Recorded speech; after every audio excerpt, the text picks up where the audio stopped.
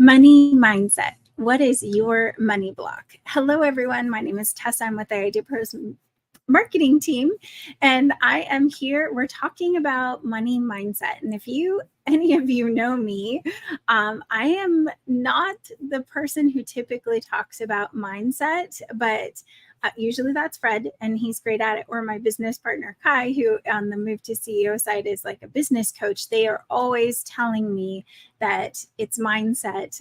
So much of what we run into is mindset. So today I'm covering some of their topics of what they have to talk me through all the time. So I feel you. I know all of these things that we're going to cover. I have said to myself at a time or two, and I am just sharing my knowledge of what's really helped me over the last, I would say, probably 10 years of learning that mindset's super critical. If you are not a mindset person, just hang in there with me, because you're going to see, if you're like me and you kind of like resist it, I'm living proof that this is very effective. So let me know in the chat if you are working on money mindsets right now, if you already are coming from a place of knowing they exist and wanting to work on them. Hey, Kelly. Hey, Martin. Good to see you. Hi, Sage.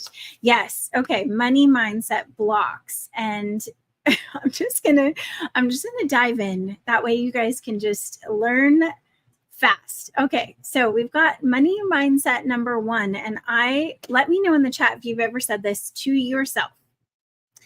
I am not good at sales. Now, Sean over there at Sage Schedule, I think you're a gifted salesperson. So you don't have to worry about this because it comes so natural to you. But I know most of the partners that I talk to, they say, I'm not good at sales, or I'm not good at pitching. I'm not good at raising money for my business. So one of the main mindset shifts that has to take place is that you are good at sales, but sometimes it takes a reframe. And this is how I have to reframe it for myself. Let me know in the chat. I know Odin's in there too, and he might have some suggestions. Well, maybe he's not here yet, so we'll have to see. But one of the things that I have to shift this saying to, whenever I see myself saying I'm not good at sales, or kind of thinking that in my head, or in even just maybe I'm avoiding tasks. Hey, Odin. Okay, so tell me if you have had your the people that you coach ever say this to you, and how have you shifted them into a better mindset, Odin? Because I know you're one of the people that helped me shift this.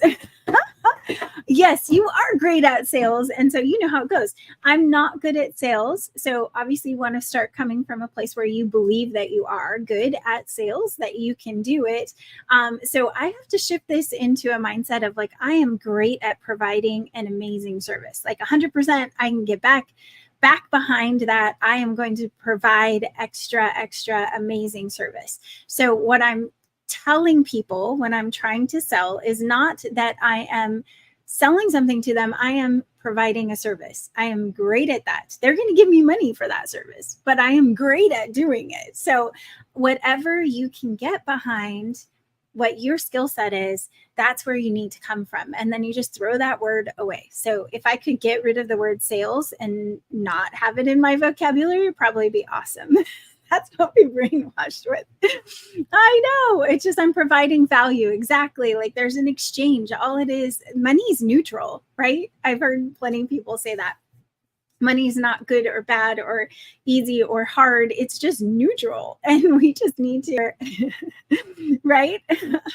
So this is how we're going to get out of the mindset that's blocking us. Because as soon as we think we're not good at sales, or we have something that we're avoiding because we think we can't do it, it's going to make an impact on our business. So when you make this first shift, it is huge, and it makes a big difference in all of your messaging too. Because if I talk about sales in my messaging, when I'm trying to sell something, it's going to feel not genuine, and it's not going to align. So my sales, all of the materials leading up to a sale have to align with how I can best get back behind that, right? Another mindset that I see people have, and this is really interesting. This one really helped me. This one's deep. This is a Kai one. You have to work hard for your money. How many people, raise your hand if you think you have to work hard for your money? And this is going to challenge you, because that's what I'm here to do. Let me know if you think you have to work hard for your money in the chat. Role play. Last night you role played with a group and they loved it. Yeah. So let me know in the chat if you think you have to work hard for your money. This is almost everyone I've ever talked to, including both of my parents. They both say, work hard, just keep going. My dad's up late at night, right? Okay, a lot of people think this and believe this to their core. They believe they have to work hard for their money. So they're putting in their dues. They're just working hard, and someday it's going to pay off. This is a common belief. Yeah, anything. Okay, so this is common, that you have to work hard for your money. Now, what I'm trying to teach you is that that's not true. So what I need is like an X, like not true. You don't have to work hard for your money. Let me just kind of tell you why. Okay, so if that were true, then everybody that has ever worked hard would be a millionaire, right? So if it was always true, then that would be the case. And so when it's not always true, we can see that we can let go of that mindset. There are plenty of people who've made money by made money by selling something online really fast. They made money without having to, work 2 jobs and work into the late hours of night. So it's not about, like, the norm is we can tell our brain that something's not true, right? We put this into our brain. We do it ourselves. We say we have to work hard for our money. We don't have to work hard for our money. We set that for ourselves. Instead, it's a value of what you do and placing the value in how much you do. And it makes people feel like overgiving. It causes burnout. It takes out all of the fun in what we do, right? And so what if we shifted it to work smarter and not harder? It's literally the tagline to my first web design company is work smarter, not harder. Just smart marketing. That the shift is that we have so many tools right now. We can work so much more efficiently. Now we have ChatGPT, but even before we had ChatGPT, we had tools, we had sales funnels. There's lots of ways for us to be efficient and to do more with less. And I think when we come from that place of like, I don't have to work hard, that isn't what's going to define me and define my business, then you can start choosing what you're going to spend your time in and what's most effective for you. I know you guys have all heard of like 80-20 rule, or being really strategic about what we're spending time on. We want to spend time on the things that are going to get us the best result.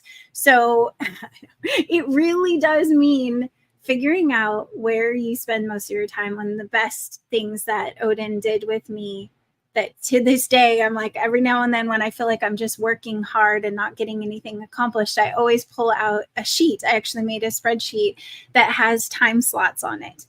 And it has up to like 15-minute increments on it. And you write down what you're doing in a daytime. And I found that I was doing 90% email checks.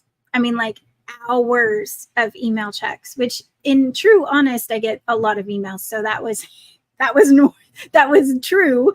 That was something that I was having to do.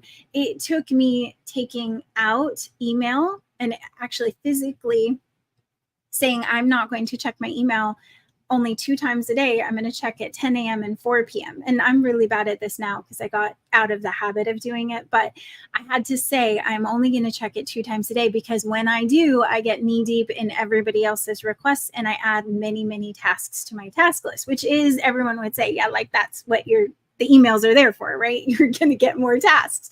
But when you're creating more on your list and you're not making any progress on what is already on your list, it makes you feel like a failure. It makes you feel like you're going to have to work until midnight or 1 o'clock. I think I was actually working at 1 o'clock last night. And it helped me to remember today when I was putting this up for you, look, I need to be more efficient with my time. I do not have to work harder for my money. I need to be more efficient. So that is number 2 of the ones that you need to not believe. So don't believe that. So the third one that you need to get rid of is that money is a limited source. I actually have a CD, I should say, like an audio that I listen to on a regular basis, and it always is telling me like money is not limited, it's unlimited. It exists in huge amounts. There's money everywhere, and we just need to learn that we can bring it to us. We can attract the money that we are needing. And if you know, no matter what your belief is, there is plenty of money in the world. You know, money doesn't grow on trees. But if you believe that there is money and you have access to it, if you don't put that limitation in the world, then you can start to see, okay, yeah, there's always an opportunity. And when we block it and say their money's limited, and you know, I've got all that I can get, well, then you will have only that much. That's a fact. But there's a lot of money that's unexpected. The audio that I listen to is that, and this is one that you listen to on a regular basis. So it's trying to reprogram your mindset in literally repetition every single day in an audio CD type thing that also uses alpha, beta, delta waves to help put your mind in a place that's receptive to it. But it always is saying, like, you know, if it was saying, you know, I'm trying to remember what exactly it says. I will have to put the CD that I really, really love. It's about wealth generation, and it talks about the different barriers and like seeing yourself overcome the barriers. But the limited resource one is one that gets me all the time. I do think that when you commit to changing this mindset, if you hear yourself saying any of these things, money is a limited resource. Again, we're not going to believe that. We're going to believe that money is abundant and there is plenty out there. When you start thinking it, I love using hair ties and snaps. I know one gentleman that wears like 15 different rubber bands on his wrist, almost like a bracelet, and you can snap it if you're telling yourself something that you're not supposed to be telling yourself. Not that I'm doing that on this one. I've actually gotten out of this habit, but I have used that before. Or you can pinch. I know a lot of people say there's a pinch that you can pinch on your hand or do something that gets you out of that mindset. And the reason, it's not about hurting yourself. Like, don't do that. Don't like hurt yourself. It's about taking your mind out of that moment where you're thinking and putting yourself back into your body at that moment and saying, look, like reality, let's come back to reality. These are fun. Money isn't the only thing of value. Yes, that's true. Hey, Ganesha, good to have you here. There's so much more. But these are things that we keep telling ourselves, and we have to stop. Money is not a limited resource. Okay, so more money, more problems. This one was interesting to me because I was like, if I have more money, I can deal with anything. But I have heard other people say that they feel like when they get more money, and this is a very real fear when you're looking at getting funding for your business, you're going to get $1 million. You're going to get 500,000 to invest and be able to build out your business. If you are thinking about that money that you're going to be getting, do you get a little stomach pit, I don't know how you say that, like a little feeling in your stomach, your gut reaction is like, oh man, I don't think I can handle it. Like, I don't think I can handle the money because I'm going to have more problems. Then I'm going to have to hire people. Then I'm going to have to do this. Then I'm going to have to do that. Like, if this is where your mind goes, you have to really stop yourself from thinking that. When you have the money, you can have the team. And when you have the team, you can be more efficient. So I keep telling myself, more money equals more ability to help people. Not only, okay, this one, think about it this way. When you have teams and when you have people who are working with you, you are helping the lives of so many other people. There's lives and like their family and their family's family and all of these people, generations of people are being helped because you have a business. Like, how amazing is that? So when I think of the more money, more problems, I'm like, no way. I have so much more impact I can make in the world when I have money, and I can generate, I can be generous, and I can give to causes or churches or wherever I want to give, right? I can help more people. I can help the people that I'm working with, that are my team members. I can help more clients. I can help more people to do amazing things out there. So this one, I don't have as hard of a time, because this one I can totally see the impact. Now, if you go back to, some of the other ones, I still struggle with them, and that's why they're at the top. All right, this one is really common. Oh wait, here, I have to go back. No, there are no money. More money does not mean more problems. Okay, so I'm not blank enough. Let me know in the chat if you have said this at some point. I am not techie enough. I am not good at accounting, good enough at accounting. I am not a good enough salesperson. I am not something. I'm not enough of something. If you say these things to yourself when you're looking to get funding, there's a weakness in when you're pitching. I'm not a good enough speaker. I'm not young enough. I'm not old enough. I mean, these are all real things that I hear people say all the time. I'm not experienced enough. I'm not an expert in this area. If you're saying these things to yourself, you really need to think about what it is and I say this with accounting, I really don't like numbers. I don't like doing the accounting. I really, really don't. But I can say that I honestly feel that that's one of the areas where I have grown, and I am continually growing, because I know if I am saying that, there's a reason. That is a block. Like, how can you be good and get money if you aren't great at accounting? Like, clearly there's a misalignment there. So it could be the tech side. I'm not techie enough, right? And so you're avoiding those areas in your business. You're avoiding them because you don't want to have to go into that. Like, it stresses you out. I have several clients that as soon as we talk about tech stuff, they get stressed out and they have to actually get off the phone. And they have, software companies, or they have a product company, but software, like the tech side, is something that their business will not grow if they can't overcome this obstacle, or they can hire someone who is good at it. And even then, I really challenge you that just hiring an accountant for me, yeah, that fixes the problem. But truly, do I understand what's going on if I do that? No. So I have to understand. I have to get a little better at it to be able to run my business, because I can't make decisions in my business if I don't understand that component. I would be going off of someone else's, what they say is going on, and that's really not a safe place to be. So if you think you're weak in an area, take that as an opportunity to learn and grow and be able to change that. Like, hey, you know what? I may not be an expert at this, but I am getting better at this, whatever that might be. Tech, again, find help to be able to get over that obstacle, but don't be reliant on the help that you still push it away. If you're pushing away some part of your business or some task that you have to do, there's got to be a reason why, and that's dangerous. So those are my 5. If there's anything, mindsets that you guys think that we should have put up here, let me know in the chat. I'm going to go over there and take a look. But if you outsource, that's true. If you outsource, the people are good and focus on what you're good on. Yes, absolutely. What you're good on. Oh, yeah. So really, you can get people who can do the things that you can't do and have somebody else manage it, for sure. Like, delegating is super important. That's how you can do that. You don't have to work hard, right? So, and Mary, I completely feel that too. So I did not think I was business oriented. I didn't have enough business savvy.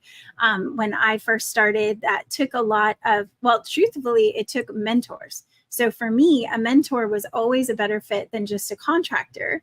That because I was learning, I wasn't just outsourcing, I was learning. Odin was my sales and business coach, marketing coach too, for that matter. I know I have all these people that I can turn to. I have an SEO mentor, someone I can turn to that's like, hey, you want to learn how to do the SEO? No problem. Like, let's work together. That's the perfect scenario, is when you can find someone who will tell you and can see what you're doing, because I'm not a mindset person. You guys know it. I'm like, I want facts. I want a list of things to do and tasks. And if it's mindset, I'm going to gloss over, but I know how important these are and that it makes all the difference in the world. So a couple things. If you said that you were not good with money, or this whole conversation of like, hey, I am fundraising. If you're in this right now where you're trying to get money for your business, we have so many resources. I'm just going to tell you, they were amazing. Mary came to our Pitchcraft last night, so she knows some of the resources that we have available. We do have a Pitchcraft event where you can practice pitching, and you get such good one-on-one, not one-on-one, it's like group environment, but you get to do this with Fred and get his advice. And Mary, just let us know in the chat what you thought of Pitchcraft last night. But we have Pitchcraft. We also have another event that is coming up next week. So it's February 29th, and that is the token marketing event. So it's a webinar on how to message, to do the messaging around what you're selling, because, well, I'm going to let you guys go to it. So token marketing, it's from Shay, who's been working with IdeaPros, but he sold an idea 40,000 times, just the idea, not even the actual, just the idea, not an actual product or service. He sold the idea 40,000 times. So he talks about how to better word what you're doing so that people are chasing you for that solution. And it all has to do with a token from like an arcade, if that makes sense. So I'm going to put that in the chat for you. And if you guys have any other questions, let me know in the chat. But I'm going, I'm so sorry, Sage. Sean Reed, I'm sorry. Okay, I just have to say this. I'm praying for you. I'm so sorry that you've gone through surgery. I hope you have a speedy recovery. Oh, Patrick, I know you're an idea man, not the nuts and bolts. Hey, that's who inventors tend to be. What they're inspirers, they're innovators, they're the people who get it going, the fire starters, but they're not going to keep the fire going. Right? Exactly. Oh, perfect. You loved the encouragement and concrete ideas from Pitchcraft. Awesome. Okay, so that is ideapros.com/pitchcraft. You can go check out that one. If you sign up, it's going to put you into the next, it's not ideapros.com. Here, let me get you the true one here. Pitchcraft is fred.ideapros.com/pitchcraft. It's in the chat for you as well. That's the Pitchcraft one, and I'll get you token marketing. I think it's ideapros.com/token, but I'm just trying to remember if that actually is going to work. Oh, token.ideapros.com. All right, one of these is going to work. Okay, yes. token.ideapros.com, and that's a free webinar. So if you can check it out, it's next week and it's an hour. You're going to learn a lot. He's definitely a great mentor on how to craft your offer so that your offer, your token, leads into the next thing that you're selling. So if you have a product or an app that's coming out, maybe you don't have that end thing yet. So what can you share now that can be of value, like his idea that he sold 40,000 times, right? So check it out, token.ideapros.com. And thank you so much for being here with me, guys. I'll see you all next week. Have a blessed week. Bye.